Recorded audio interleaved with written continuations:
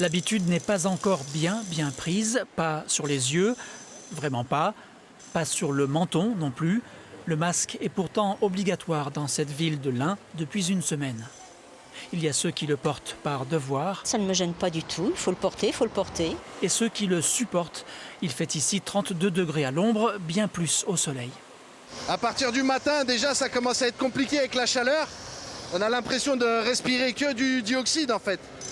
De temps en temps, on a besoin de respirer une bonne bouffée d'air, quoi. On a un peu chaud sous le masque, un peu, mais on s'en sort quand même, ça va.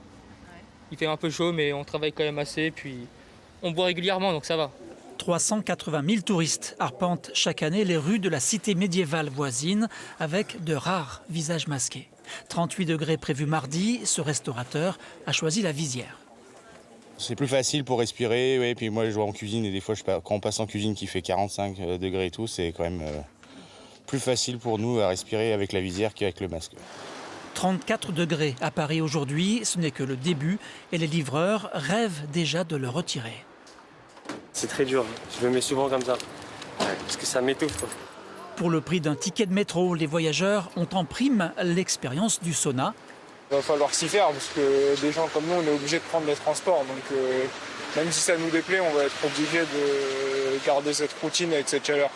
La routine va durer 6 jours, mais aussi 5 nuits plutôt étouffantes.